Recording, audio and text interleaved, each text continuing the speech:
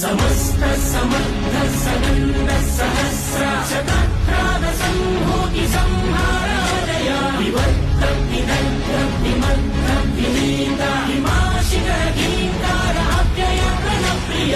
ఆరు చిచ్చుల మండె కపట బుద్ధితో మానవాళి బ్రతుకు మలుగుతున్నదా ఏకపాదమై ఉన్న ధర్మమేలా ఇసుక సేతువై కూలుతున్నదా